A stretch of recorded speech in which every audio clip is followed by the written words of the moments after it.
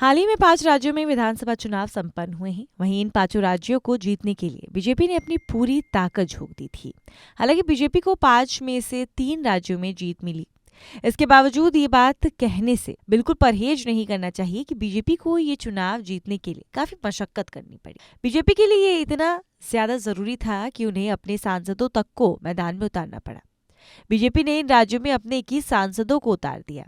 इनमें से 12 सांसदों को जीत मिली, जबकि 9 सांसद ऐसे थे जो विधानसभा चुनाव में हार गए। बात अगर राजस्थान की करें तो यहाँ भी बीजेपी ने 7 सांसदों को विधानसभा चुनाव में उतारा। राजस्थान में भी इन सांसदों का मिला जुला हाल रहा। चुनाव लड़ने वाले 7 में से 4 सांसदों को जीत मिली, जबकि 3 सांसदों को हार का सामना करना पड़ा।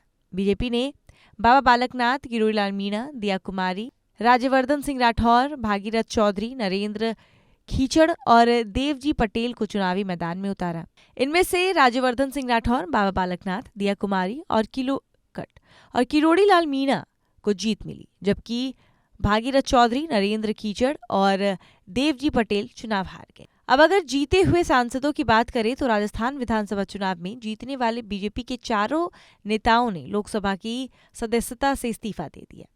इन सभी के पास अब विधायकी की सीट बरकरार रहेगी। वहीं इनमें से किरोड़ीलाल मीणा, दिया कुमारी और राज्यवर्धन सिंह राठौर को भजनलाल शर्मा की कैबिनेट में जगह भी मिल गई है।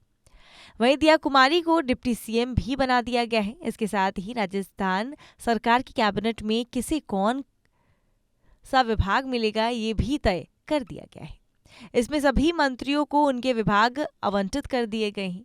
तो चलिए जानते हैं कौन से मंत्री को कौन सा विभाग दिया गया है।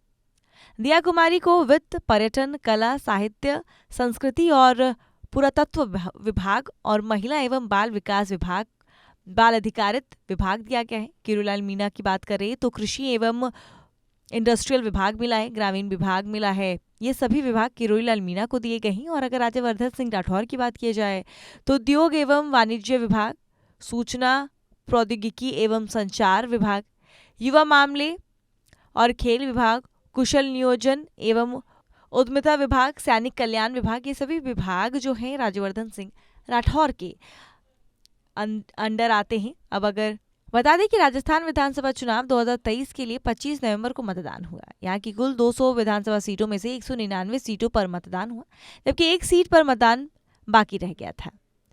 राजस्थान की 199 सीट पर हुए चुनाव में बीजेपी ने 115 सीटों पर जीत हासिल की। वहीं राजस्थान में सरकार में रह चुकी कांग्रेस के खाते में 60 से कुछ ज्यादा सीटें हासिल हुई। इसके अलावा निर्दलीय और अन्य को 15 सीटें हासिल हुई।